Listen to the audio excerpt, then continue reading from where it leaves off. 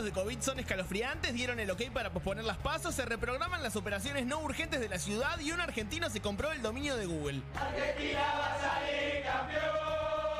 Argentina va a salir campeón.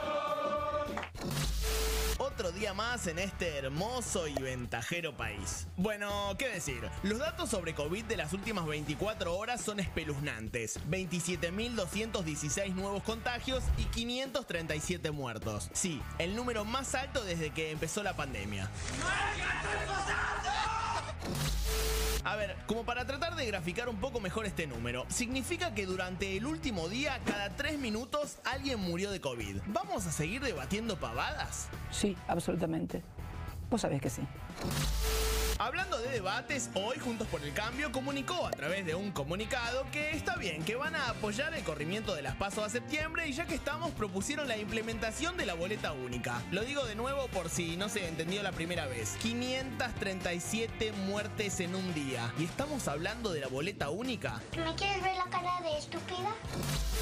Otra cosa que se posterga son las operaciones no urgentes en la ciudad de Buenos Aires. Por la saturación del sistema de salud privada, la ciudad ordenó reprogramar por 30 días todas las operaciones que no sean de carácter urgente. Y yo que me quería levantar un poquito acá y estirar otro poquito esta parte... Buah. Me cago en todo lo que se menea. Por último, ayer Google estuvo caído un rato porque un pibe de Berazategui se compró el dominio, aunque al final parece que fue un error, y WhatsApp anunció que se podrán acelerar los mensajes de audio. Al fin una buena. Arranca fuego, amigo, y vos deberías estar en tu casa. ¡Arro, mi niño! ¡Arro, mi sol!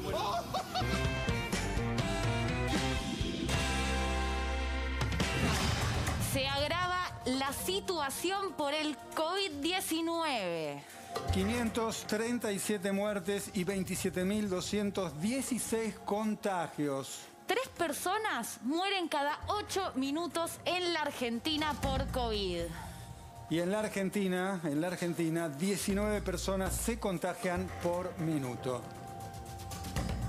En los hospitales públicos de la ciudad de Buenos Aires solo quedan 127 camas de cuidados intensivos. 127 camas. Buenas noches a todas, a todos. Hola, Bueno, Diego, ¿cómo andás? ¿Cómo estás, Cata? Así estamos, ¿eh? Así estamos. Bastante complicada la situación, ¿no? Ahí están las placas, ahí están los números. Esta es la realidad de la Argentina de hoy. Sí, la verdad preocupante. Hola, chicos, ¿cómo están? Pablo, bienvenido. ¿Qué tal? ¿Estuviste Gracias, aislado? buenas noches. ¿Estás bien? Sí, perfecto. Hola, chicas. Hola. Hola, ¿cómo va? ¿Cómo andan? Bueno, rápidamente nos vamos a ir al móvil. Allí está Mica en el hospital Gutiérrez. Estamos hablando de una situación que preocupa, lo venimos diciendo desde ayer, ¿no? La situación en los hospitales. Mica, buenas noches, ¿cómo estás? Mica. Buenas noches, Diego, Cata. Estamos en la puerta del Hospital de Niños Gutiérrez, en el barrio porteño de Palermo. Estamos con las enfermeras del hospital porque atraviesa una situación crítica en las últimas horas. Hay 10 pacientes menores de edad, 10 niños, niñas, que están internados por COVID, 8 en sala y otros 2 que están en terapia. Y estamos con las enfermeras para que nos cuenten. En este caso, contanos, ¿cómo es la situación que atraviesa y cómo están los pacientes? Hola, ¿qué tal? Muy buenas noches. Bueno, la verdad que la situación es preocupante. Nuestra situación es preocupante, digo, porque realmente el personal de salud la está pasando muy mal. Estamos trabajando sin descanso y, bueno, esto se viene para peor. Hoy necesitamos volver a fase 1. Están con el tire y afloje político de escuelas sí, escuelas no, pero la realidad es que tenemos que tomar conciencia que nuestros hospitales de Cava, y es general, no solamente en Cava, pero están colapsados, no hay cama. De hecho, tenemos una compañera del Hospital Pena que falleció luego de 48 horas de esperar un respirador. Elena, ¿qué les está faltando en estos momentos? ¿Les están faltando insumos, personal? ¿En qué condiciones, además de salario, me imagino también, en qué condiciones están trabajando a todo esto, en este contexto? Sí. En este momento vos me preguntás qué nos hace falta y nos hace falta descanso. Descanso porque la enfermería, por ejemplo, está teniendo múltiples trabajos para poder llegar a fin de mes. Nosotros tenemos sueldos miserables. La Reta no nos reconoció como profesionales de salud. No estamos incluidos a la ley 6035 de profesionales, que hoy eso ya de última, si no nos querés pasar, la Reta, aumentanos los sueldos. Estamos con sueldos miserables de 35.000 pesos mensuales. Elena, ¿qué quiere decir exactamente? Tenemos a nuestros compañeros en la primer línea de fuego, en la terapia intensiva, trabajando al límite, con vidas, y es el minuto a minuto, todos por el mismo sueldo. Elena, te quería preguntar, precisamente hablando de este no reconocimiento como profesionales de la salud por parte del gobierno porteño. Bueno, una de las diferencias la acabas de decir, que tiene que ver con el ingreso, con los salarios. ¿Qué otra diferencia tienen con otros profesionales de la salud? La diferencia que tenemos, que sabemos la vulnerabilidad de nuestros niños y que esto requiere mucho más cuidado. Esto es una especialidad. Los chicos muchas veces que se internan en la terapia, tenemos acá a nuestra compañera María, que está en la primera línea de fuego, que es en la terapia. Sabemos que muchas veces, por ejemplo, si son pacientes que se internan por COVID, no van a estar al lado de sus papás, que van a estar solos, van a estar con la contención nuestra, de todo el equipo de salud. Así que bueno, de eso se trata. Elena, ¿qué te llevo al plano personal, digamos, a lo que es tu vida yendo a trabajar en este contexto, con todas las cosas que estás contando? ¿Qué es lo que ves cada día? ¿Qué es lo que sentís vos como persona, digamos? Y es una mezcla de emociones, es triste, bronca, angustia, mucha gente que no toma conciencia. La verdad que el que se estén muriendo compañeros nuestros también nos da bronca. Al principio de la pandemia nos han negado los elementos de protección personal y después cuando nos dieron los elementos fueron de baja calidad. Así que a nosotros no nos está matando la pandemia, al personal de salud, nos están matando las condiciones laborales. Como te digo, tenemos que estar de acá para allá, con múltiples trabajos, con muchos pacientes y escaso recurso humano. Nos faltan compañeros. Necesitamos el pase a planta permanente de todos los contratados, porque en los hospitales no sobra nadie.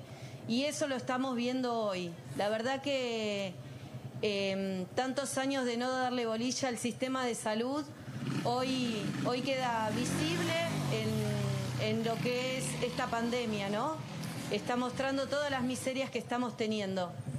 Elena, contame un poquito, hablabas de los chicos, ¿no? ¿Cómo es la situación si la comparamos con el 2020 respecto a los chicos internados por COVID? Pasa que la situación era distinta, porque en aquel momento, bueno, yo estuve en sala COVID el año pasado, una de las salas que se armó por COVID es la sala donde estuve, y la verdad que teníamos pacientes que ingresaban, cada paciente era hisopado en aquel momento, y se los internaba incluso hasta tener el resultado, ¿no? Si era positivo o negativo, aunque no tenga síntomas. Pero generalmente los pacientes que tenemos hoy son todos sintomáticos. Le podemos preguntar, no sé si María, tu compañera, tiene retorno, nos escucha o no, si no, Mica, traducile la pregunta. Lo que quiero saber, que nos cuente María, es un poco qué está viendo ella, que decía recién Elena que María está en la terapia intensiva, en la línea de fuego. María, buenas noches. Contanos un poco qué estás viendo vos, qué diferencias notás con el pico del año pasado, cómo estás en lo personal. Hola, buenas noches.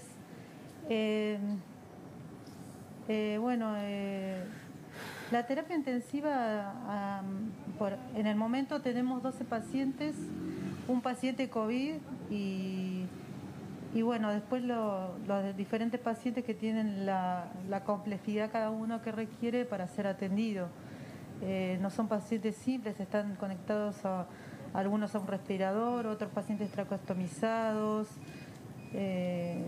pacientes con con sus diferentes diagnósticos, requieren atención continua, no solo contención, estar al lado de él, ayudarle a que pueda recuperarse y poder salir de esa complejidad en la que está y ir a la sala. Ahora, María, ¿cómo es el vínculo ahí con los familiares del chico, ¿no? Pues nosotros hablamos siempre de adultos que están solos, la contención la da el médico. Los chicos seguramente requieren mucho más de sus padres. ¿Cómo se entabla, cómo se establece ese vínculo con los padres a través de ustedes? Y en los pacientes que están despiertos, el padre generalmente entra y recibe la contención del padre. Y también, bueno, se ayuda, o sea, a que haya un vínculo y en el proceso el cuidado del paciente, que acompañe, ¿no? Bien, a ver, quiero preguntarle de nuevo a Elena, María, si le puedes pasar el retorno, o vos, Mica, le pasás la pregunta. Elena, ¿cómo están con los contagios entre tus compañeras y compañeros? Uf, qué decirte, ¿no? El contagio es altísimo. Tenemos más colegas contagiados que pacientes internados por COVID. Tenemos alrededor de 15 compañeros contagiados de las diferentes áreas. ¿Y has perdido en lo personal alguna amiga, alguna compañera? Digamos, ¿cómo es vivir en ese momento? No sé si te ha tocado esa situación o no, pero si lo has vivido, si lo querés compartir. Sí, perdimos muchos compañeros nosotros. Perdimos muchos compañeros en los distintos hospitales. Nosotros generalmente estamos conectados con los 34 hospitales de acá de Cava, incluso con colegas de provincia también y de las diferentes provincias. Así que estamos en contacto permanente. Prácticamente sabemos lo que pasa en cada uno de los lugares. Y se nos murieron alrededor de 1.000 personas. En lo que es personal de salud, entre personal médico, enfermeras, no te das una idea, es terrible y esto no es solo un número, no es solo un número, atrás de cada persona hay una familia. Por eso nosotros, uno de los reclamos que hacemos, uno de los 5 puntos principales que pedimos es las pensiones para los familiares de los colegas fallecidos, que es la ley Silvio, que salió a través del primer colega fallecido que tuvimos, enfermero, y que no lo están cumpliendo. Así que pedimos por favor a las autoridades que cumplan con la ley y que esas familias puedan seguir recibiendo ese sueldo. Bien, Elena, María, Mica, gracias por este tiempo y la vocación, por supuesto, para hacer esto que hacen con todas las dificultades que están planteando. Otra cosa. Si nosotros tenemos la esperanza de que la pandemia termine, que se acabe este año, pero vemos que no sabemos, todo es muy incierto, no sabemos cómo va a seguir y por ello solicitamos todas estas cosas que mi compañera está pidiendo. La pensión para nuestros compañeros, para los que fallecieron, la inclusión a la ley 6035, que nos reconozcan no solo como profesionales de la salud. Nosotros venimos luchando hace un montón con este tema y hasta se torna agotador para nosotros el hecho de que llevamos muchas cosas sobre nuestros hombros, el cuidado del paciente. No solo yo trabajo con pacientes pediátricos y también con pacientes adultos, y cuando estoy con el paciente adulto también yo le brindo contención, porque está solo, y más si se trata de un paciente COVID, está prácticamente solo. La única comunicación que tiene con sus familiares es a través del teléfono. Claro. O, no sé, tenía el caso de una madre que tenía la hija que la saludaba por la ventana, que justo daba a la calle. No, terrible todo lo que estás contando, lo que cuenta Elena. Les agradecemos muchísimo estar en Fuego Amigo y sobre todo, de nuevo, como decía Diego, el trabajo que hacen a pesar de las condiciones en las que trabajan. Muchísimas gracias a las dos. Buenas noches. Gracias a ustedes, queremos agradecerle el espacio y que por favor no se olviden del reconocimiento de los profesionales de salud que ponemos el cuerpo día a día.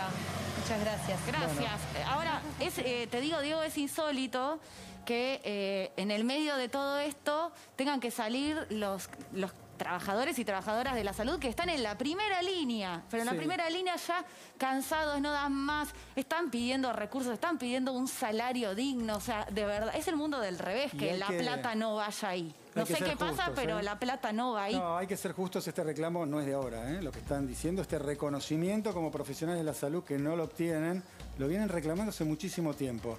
Creo que si no se ve ahora esta dificultad, si no lo ven ahora, no lo van a ver nunca. No, es que es el país del revés, porque este reclamo de que los docentes y los médicos son los que peores cobran en este país viene desde hace muchos años y ahí no hay grieta que sirva. Y todo bien con el aplauso, es un capital simbólico, pero no alcanza. Bueno, hablando de la salud, vamos al informe sobre la situación de la salud en la Argentina.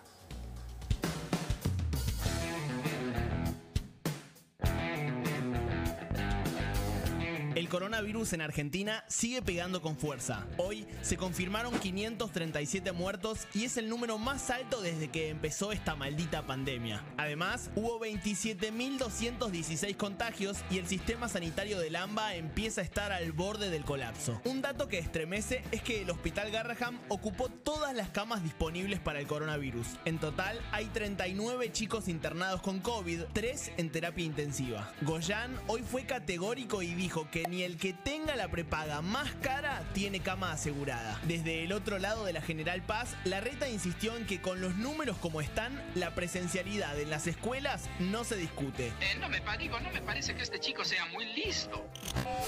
Y hablando de clases, reapareció Trota, que mandó una carta a los colegios privados para pedirles que corten la presencialidad.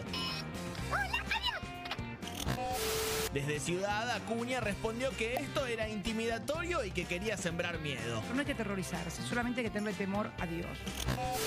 La única buena es que se confirmó que llegarán al país 1 millón más de vacunas Sinopharm. Un día más de pandemia con números alarmantes, aunque algunos no los quieran ver.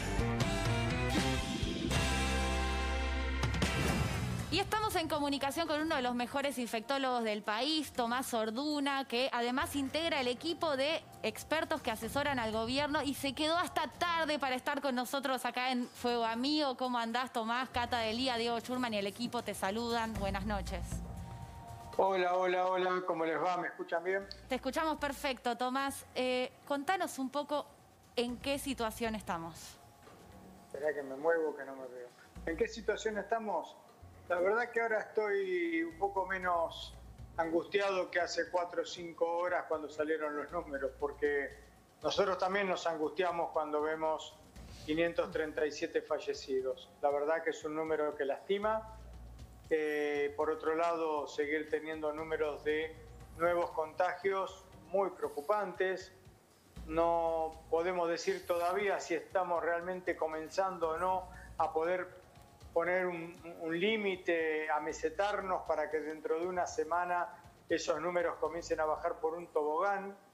No lo veo muy claro, la verdad que no lo veo muy claro, pero el número de fallecidos, si bien sabemos siempre que a veces hay días que aumenta poderosamente la carga por cuestiones administrativas en los sistemas de registro, son 537 fallecidos. Es un número brutal, veníamos con 300 y pico y dolía mucho, esto duele terriblemente. Tomás, bueno, estás planteando la realidad, ¿no? Con un récord de fallecidos desde el inicio de la pandemia. Uno viene escuchando, ¿no? Un debate sobre las clases presenciales a nivel político, a nivel judicial. Yo quiero escuchar a un infectólogo. ¿Qué piensa de esta situación? Si tiene que haber o no clases presenciales en estos momentos en la zona del AMBA. A ver, yo soy de los que dice que el problema no está dentro de las escuelas. Me parece que si se cumplen bien los protocolos, las burbujas, no es ahí donde me preocupa. Pero la peripresencialidad, todo lo que ocurre en el antes y después de estar los niños o los adolescentes en las escuelas, creo que es ahí donde seguramente está parte de lo que es este todo de 27.000 casos, 30.000 casos. Porque si uno mira cuál es el número de alumnos de escuela primaria, de escuela secundaria, si pone solamente a los de primaria y piensa en un solo padre, madre, tutor o abuelo que acompañan a un niño a la mañana y al mediodía o al mediodía y a la tarde para llevarlo, para traerlo, el uso del transporte, todo el personal de educación, maestros, profesores, administrativos, auxiliares, etcétera. Yo creo que ahí estamos hablando a nivel país positivamente que son millones de personas. A nivel del AMBA, por lo menos, son varios cientos de miles, probablemente pasando el millón. Yo tenía por ahí los números, por lo cual si yo dejo durante 15 días a todas esas personas en sus casas, quietitas, con el famoso eslogan quédate en casa si no tenés algo importante que hacer, imprescindible, me parece que esos 15 días, ese componente ayuda poderosamente a todo lo otro que comenzó el 16, que venía con algunas restricciones un poco más livianas, si se quiere, del 9 al 16, el 16 se profundizaron, y algo muy importante, que junto con las restricciones, lo que se profundizó y me parece muy importante, es la fiscalización que debe ser siempre acompañante de las restricciones. No hay restricciones que sirvan si no hay fiscalización. Claro. Y por supuesto todo eso funciona con conciencia de cada uno de nosotros. Ahora, Tomás, te llevo un segundo, digo, a los números que quizás el año pasado en el peor momento no eran así. Te lo pregunto desde la ignorancia total, ¿tienen que ver con las nuevas cepas? ¿Por qué hay tanta diferencia y los números de contagios son mucho más altos? ¿Hay más muertos que el año pasado? ¿Hay una conexión directa? El tema de las cepas, las variantes de Manaos y de Gran Bretaña van ocupando de a poco el nicho, ¿sí? Desplazando probabilísticamente a la variante de Wuhan, que es la original. De hecho, en La Plata nos han comunicado, ¿verdad?, el Ministerio de Salud, que 3/4 partes de los casos corresponden a la cepa de Manaos.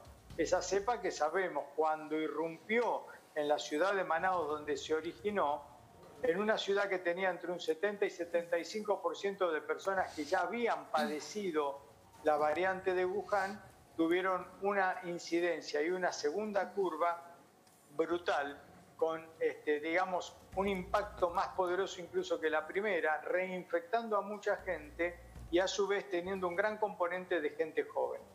El resto del Brasil tiene ese comportamiento, Paraguay le ha pasado esto, por lo tanto, lo que sabemos es que hay una alta contagiosidad, pero si a esa alta contagiosidad, como podría ser también la de Gran Bretaña, que por ejemplo es el modelo de lo que le ha pasado a Chile, si a esa alta contagiosidad le agregamos el comportamiento social inadecuado, que es parte de lo que venimos viendo en los últimos tiempos, comportamiento social inadecuado más cepas que tienen o variantes mayor tasa de transmisibilidad, evidentemente lo que vamos a tener es un combo para que haya estos números que son muy preocupantes. Ustedes están hablando con muchas personas sobre lo que es la ocupación de camas de terapia y de camas de atención general. Eso es absolutamente cierto, es muy preocupante y todo esto tiene un límite, tiene un techo antes de tener que ver imágenes como las que hemos visto en otros países el año pasado, en Italia, en Francia, en Nueva York,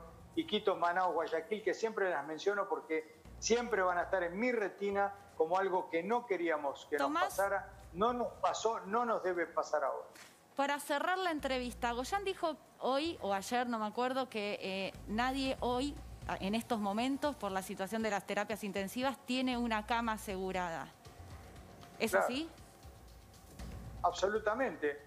Veamos lo que está pasando. Yo digo, me parece que el titular de Swiss Medical Group lo está manifestando. Lo está manifestando con Swiss Medical, lo está manifestando con los Arcos, con la Suizo, y sabemos que eso pasa para el grupo de los que tienen sus propias instituciones, como puede ser Médicos, como puede ser Galeno, o para quienes no tienen propias instituciones y se basan en otras, como puede ser OSDE, por ejemplo. Por lo tanto, eso le pasa a las prepagas, le pasa a la seguridad social, que necesita también de muchas instituciones privadas. La seguridad social me refiero a las obras sociales sindicalizadas, pero ahora también está llegando el punto de máxima tensión y ocupación en el espacio público. que era el que tenía un poco el colchón hasta hace 2 o 3 semanas para hacer un poco el aguante. Si se saturan también los hospitales públicos, el privado ya está prácticamente en 95%, 90% y muchos de ellos con el 100%. Esto es una realidad. Hoy Pedro Can dijo que se están subdividiendo las cánulas de oxígeno para atender a más gente, así que me parece que con eso es muy gráfico de cómo está la situación al borde del colapso aquí en la Argentina. Bueno, eso lo hicieron en Europa, Italia y España en el marzo y abril del año pasado, por la seriedad que tuvo la falta de equipo. Bien. Tremendo. Bien, Tomás, gracias por el tiempo, te dejamos descansar, sabemos que arrancás bien temprano y con mucha demanda además. Buenas noches, Tomás. Muy bien, gusto, me voy a poner el bonete, chao. Hasta luego, bueno, dura la situación, ¿no? Tremenda, tremenda. Chicos, para después del corte, rápidamente, vendan sus temas. Pablo, ¿qué tenés? Bueno, en un ratito les vamos a contar que Luana Volnovich, la titular del PAMI, se enteró que efectivamente 7 de cada 10 inscriptos en los vacunatorios de la Ciudad de Buenos Aires no estaban yendo a vacunarse. Eli. La economía se planchó en febrero antes de las restricciones. Ahora hay que hacer más cierres. ¿Cuánto va a caer? Ana. El Ministerio de Seguridad de la Nación recibió 13.222 denuncias por la violación de las medidas restrictivas en el AMBA y por eso intimó a la Ciudad de Buenos Aires a realizar controles. Bien. Bueno, todos esos temas, entrevistas exclusivas y mucho más Fuego Amigo después del corte.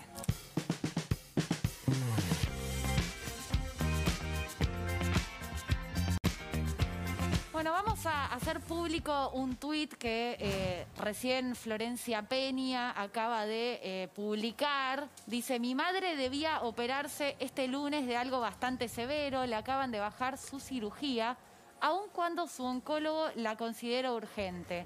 Así estamos, ella entiende, lloramos juntas, me angustia no poder ayudarla, pero la situación es grave, el esfuerzo solo puede ser colectivo. Sí, vamos a darle un marco, ¿no? Porque lo que se informó en las últimas horas es que se suspenden las operaciones en la zona de la capital federal a propósito de la urgencia del COVID. Claro, se suspenden las operaciones, salvo las que son precisamente urgentes, que es lo que está planteando allí Florencia Peña. Eso iba a preguntarle, no sé si alguien... O sea, no tenemos demasiada información, vamos a tratar de comunicarnos con ella, pero si es un caso así de grave, deberían atenderla. Lo que hay que diferenciar es si efectivamente es la evaluación del caso. Eso no lo hace la política, eso no lo hace el decreto de la Ciudad de Buenos Aires. Alguien evalúa qué cirugía o qué tipo de atención se puede postergar o no. Pero no es responsabilidad de la...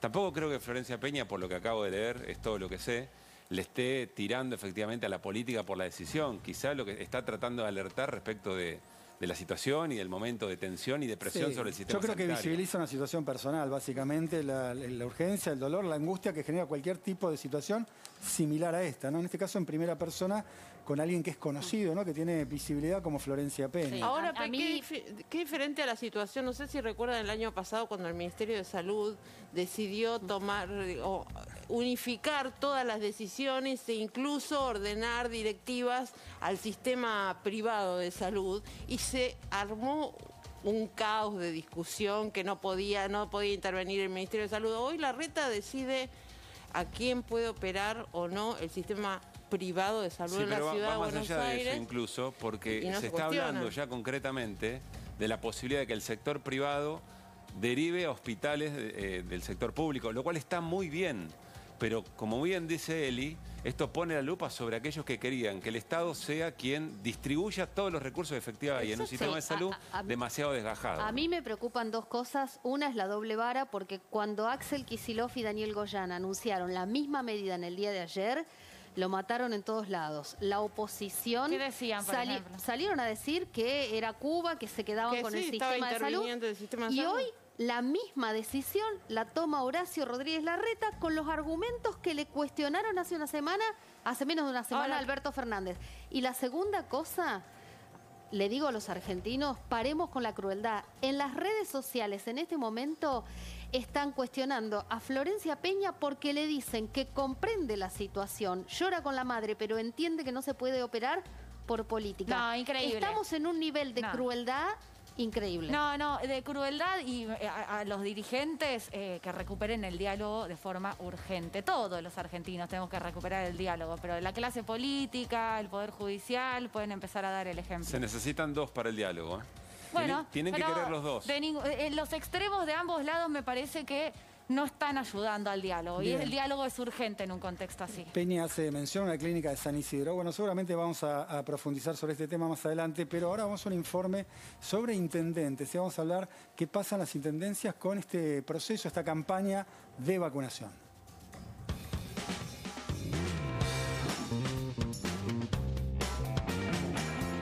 Desde que rigen las nuevas restricciones ante la segunda ola, los 24 municipios del conurbano bonaerense que forman parte del AMBA y otros 11 más se encuentran en fase 2. Es algo que llamamos fase 2.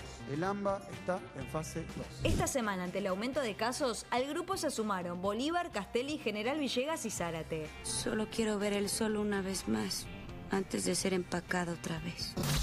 En total ya son 39 los municipios de la provincia en segunda fase con mayores restricciones y suspensión de clases presenciales. Puntualmente en los 35 distritos del AMBA hasta ahora en suspender solamente por 15 días la presencialidad. El martes Daniel Goyán había alertado que la ocupación de camas de terapia intensiva en el AMBA es del 73,7% y del 50,9% en el interior de la provincia. El ministro de Salud bonaerense también indicó que en el conurbano el sistema no desbordó porque hay 700 camas disponibles, pero alertó que hace 2 semanas atrás había 1.100.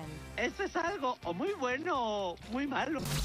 Ante la preocupación, el gobernador Kicillof se reunió ayer con representantes de prepagas y obras sociales y puso paños fríos al asunto. La buena es que la provincia de Buenos Aires ya superó las 2,5 millones de vacunas aplicadas. ¡Vamos, carajo! Además, Carlos Bianco sostuvo que las medidas de restricción de circulación en el AMBA están dando resultados. Ya no estamos teniendo un crecimiento exponencial de los casos, sino que estamos teniendo un crecimiento relativamente moderado de los casos. Me siento bien y yo también me siento bien. Con vacunas y medidas restrictivas, la provincia de Buenos Aires combate la segunda ola de coronavirus. Esa respuesta está mal. Pero no está tan mal.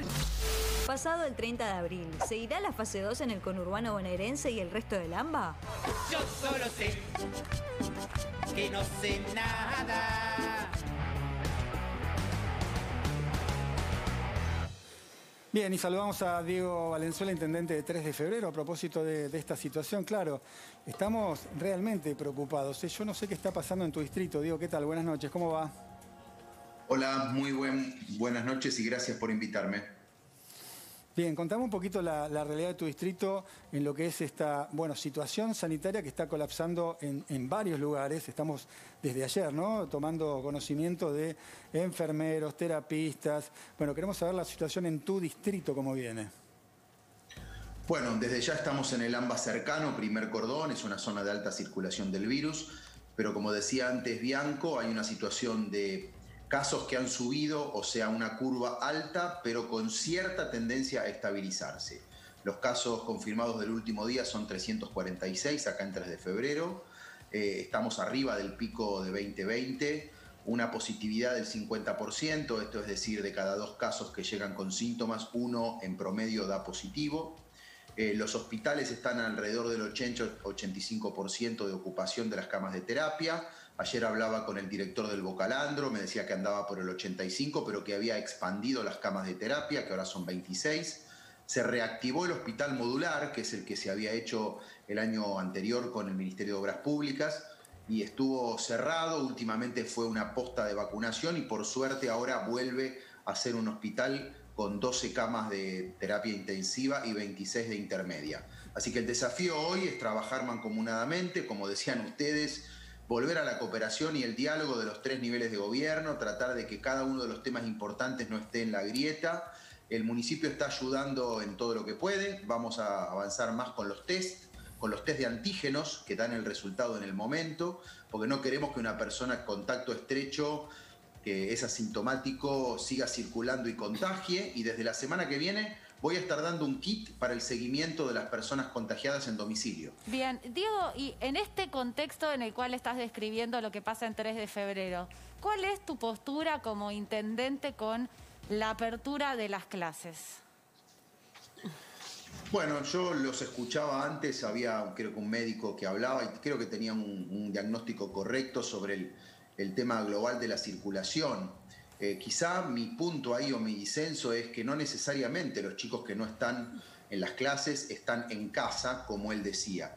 Creo que está bastante demostrado, y lo han dicho todos, que la escuela, el aula, no es un ámbito de contagio, es un ámbito absolutamente protocolizado, donde además creo que se cumplen otras funciones de socialización, de organización familiar. Hoy creo que a veces a muchas familias les generamos más problemas con la administración de los chicos, donde están los abuelos esperando una vacuna o guardados. Así que claramente el desafío es volver a una presencialidad cuidada cuanto antes. Me parece que la escuela tiene que lograr un equilibrio con la salud, porque además no nos podemos permitir otro segundo año de virtualidad total. Diego, vos hablaste de terminar con la grieta, pero hay idas y vueltas, ¿no?, respecto a las restricciones, con el propósito de judicializar esta situación. ¿Es posible, digamos, terminar con esta grieta o trabajar mancomunadamente cuando estamos debatiendo en estos términos en la justicia una situación que es claramente sanitaria? Bueno, yo no quiero opinar porque estoy en la jurisdicción provincia de Buenos Aires. Sí, como reflexión, estamos en un país federal y me parece que es un debate sano el que se está dando entre medidas sanitarias nacionales y autonomía de una provincia, porque eso es la ciudad de Buenos Aires de algún modo también, y tiene la potestad sobre su sistema educativo. Pero bueno, más allá de eso, 3 de febrero no ha hecho amparos. Nosotros tenemos los jardines municipales hoy con la actividad virtual, pero sí estamos recibiendo a padres organizados que quieren hacer presentaciones judiciales, más que nada para el después del 30, porque están preocupados con que esto no se extienda, que quieren realmente que volvamos a una presencialidad cuidada, y eso nosotros lo apoyamos. Vos decías que, discutiéndole un poco a Tomás Orduna, que era el infectólogo que hablaba de la circulación, de qué hacen los pibes cuando van y vienen a la escuela. ¿Dónde están los pibes, por lo menos en 3 de febrero, la información que vos tenés como intendente, cuando no están en la escuela, o si esto que decía Orduna? Por eso decía Cata que la escuela es también un organizador social de los pibes, de las pibas, de su cotidianidad. Claramente los pibes, al no tener la situación de escolaridad, de presencialidad, de encuentro, tienen la tendencia a juntarse, a hacer deporte, a estar en la plaza, y a veces esa desorganización lleva a que, no habiendo protocolos en esas áreas, pueda haber aún, y paradójicamente, más riesgo de contagio. Por eso yo lo que reivindico es tener un buen debate sobre la educación presencial, no completa, con protocolo, con burbuja, algo gradual, pero donde realmente nos podamos demostrar. ¿Ves diferencia? Lo hicimos en el pasado de que se puede. ¿Ves diferencia, digamos, en el impacto de la medida de que no haya clases presenciales en los pibes más pobres y en los pibes que quizás pueden ir a un colegio privado o digamos, que tienen la conectividad en su casa? ¿Ves esa diferencia o por ahí no pasa el problema? El problema primero es sanitario, porque te digo, los pibes juegan al fútbol, se reúnen en las plazas, no siempre tienen barbijo.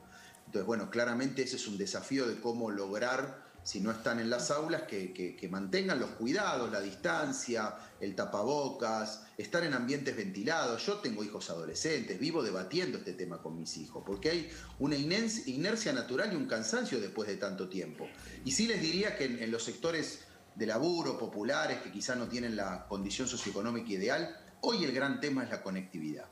Y yo estoy armando un programa en ese sentido, que no quiero adelantar mucho, pero tengo ganas de ser audaz e innovador trabajando desde un municipio en el tema de la conectividad, que me parece que es el gran tema o desafío del momento. Diego, me parece que todos estamos preocupados por la situación sanitaria. Hoy hiciste un recorrido con Larreta ahí en provincia, ¿no? La traducción inmediata es que Larreta está en campaña presidencial.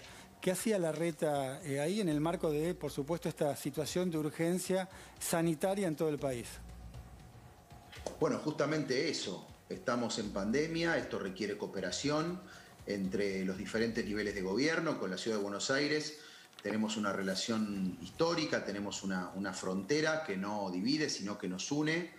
Mirá justamente qué dato, hoy fuimos al Fuerte Apache, barrio Ejército de los Andes. Visitamos la sala de salud que renovamos durante los últimos años. ¿Sabés bajo qué programa? El programa Ambas Salud, que hizo la gobernadora Vidal y que lo llevó adelante Fernán Quirós, que fue el coordinador del programa de Ambas Salud con nosotros. Así que bueno, hoy es compartir experiencias, como hago también con Zabaleta, con Gui, con Menéndez, con Moreira, con los intendentes de la zona. Ahora, ¿cómo es la relación de los intendentes de Juntos por el Cambio en la interna de Juntos por el Cambio, con un camino de Larreta hacia 2023? Por eso decía que la relación de hoy en realidad es histórica, es de gestión, es de gobernabilidad. Visitamos el Fuerte Apache, una posta COVID donde estamos trabajando con los test. Fuimos a ver un polideportivo que estoy construyendo en Ciudadela. También como mensaje de lo que nos interesa, que es trabajar para todos los sectores sociales, incluidas, por supuesto, las personas, las familias que viven en barrios populares. Y desde ese lugar es la relación también con un referente nacional de Juntos por el Cambio, que puede ser, y eso es para más adelante, candidato a presidente como otras personas, y también tiene que ver con la construcción a futuro de una alternativa para la Argentina. Diego, gracias por estar con nosotros. Gracias a ustedes, un fuerte abrazo. Un abrazo. Bueno, despedimos a Diego y recibimos a Lucas Gui, intendente de Morón, para ver el estado de situación en otro de los distritos de la provincia de Buenos Aires. Lucas, ¿qué tal? Buenas noches. Cata Delía, Diego Schurman, te estamos saludando. Estás muteado. Estás muteado, ¿eh? A ver si tocamos el botoncito. A ver, Lucas, háblanos. Bueno, no. Mientras recuperamos ahí los problemas de audio, podemos repasar un poco de nuevo que hoy hubo un récord alarmante de casos, 537 muertos, y en el medio de todo eso hubo una denuncia de Luana Volnovich del PAMI. ¿En qué consistió, Pablo? ¿Qué pasó? Bueno, concretamente, la titular del PAMI se enteró que en los vacunatorios de la Ciudad de Buenos Aires son 3, con capacidad para vacunar a 1.200 personas por día. De cada 10 personas que efectivamente estaban inscritas, solamente iban 3. Es decir, había 7 que no se sabía por qué no. Entonces fue al distrito y allí se encontró con heladera llena de vacunas. ¿Cómo heladera llena de vacunas? Claro, en los vacunatorios estaban las vacunas, en las heladeras conservadas, pero los vacunatorios estaban vacíos o trabajando a una capacidad muy diferente. Entonces, ¿desde cuándo pasaba esto? Esto pasa, en realidad lo detectaron hace varios días, del lunes que están trabajando con la Ciudad de Buenos Aires sobre este tema. Al día de hoy, la titular del PAMI entendió que no había respuesta satisfactoria por parte de las autoridades y decidió hacerlo público. ¿Qué es lo que dice? Bueno, que empezaron a revisarlos, empezaron a llamar a las personas a ver por qué no estaban yendo. Se encontraron con personas que estaban fallecidas y que tenían asignado un turno, personas que ya se habían vacunado, o personas que tenían asignado el turno pero no sabían que lo tenían. Hagamos un puntito aparte ahí. Estamos hablando de 1.200 personas. Luana dijo que solo el 30% se presentaron, pero la escuchamos a la propia titular del PAMI. Lo que nos viene pasando, y hoy salí a decirlo porque la verdad que me pareció una situación muy grave, es que nos encontramos con que teníamos turnos de personas que tenían que venir y no venían. Nos pasó el lunes, nos pasó el martes, nos pasó el miércoles y nos pasó hoy nuevamente.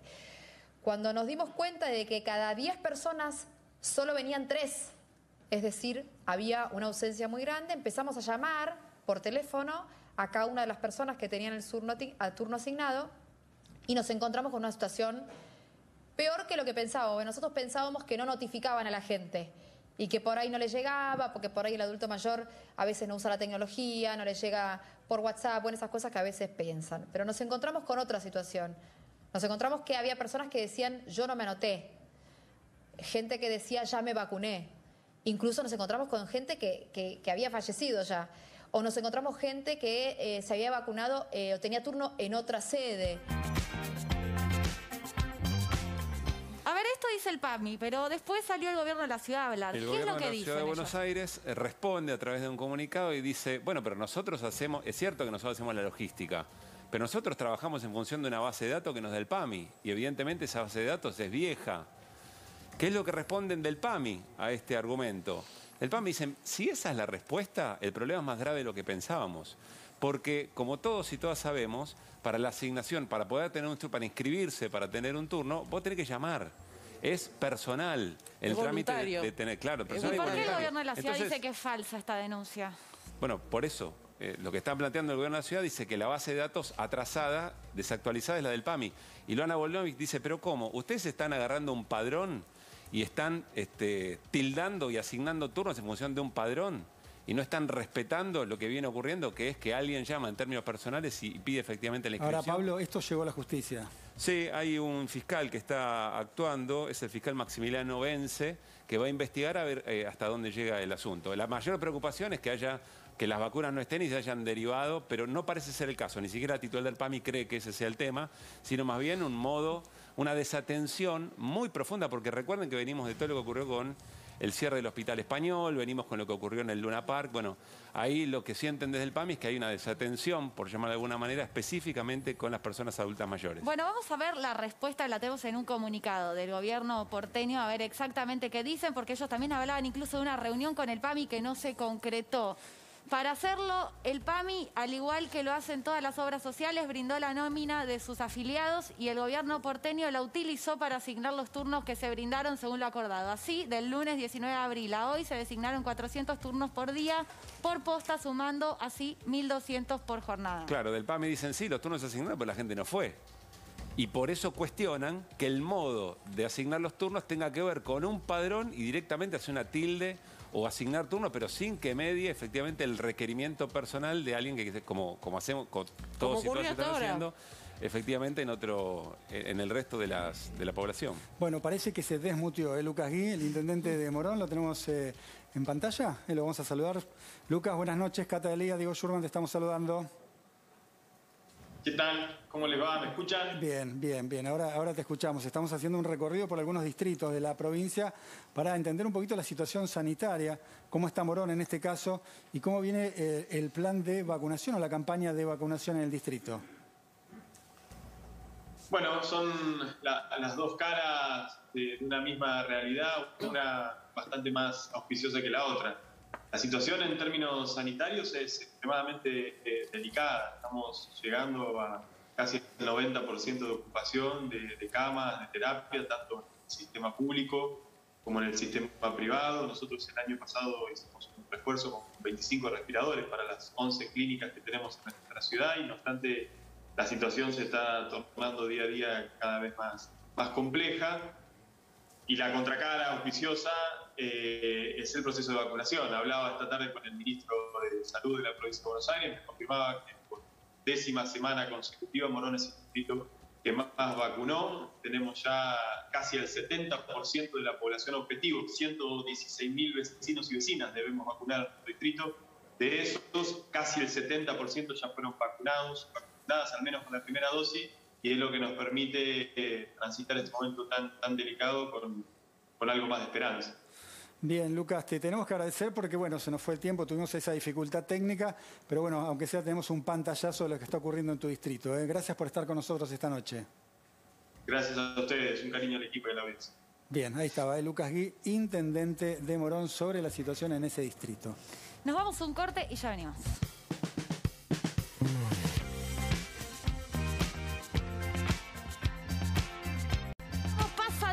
Así que gracias Pablo, Ana, Eli, se nos va el programa. Nos vamos, los saludamos a todos, a todas. Y a todos y los reencontramos, ¿no? Reencontramos el domingo, pero a las 10 de la noche. Acuérdense que vamos una hora antes. Chau. Cuídense.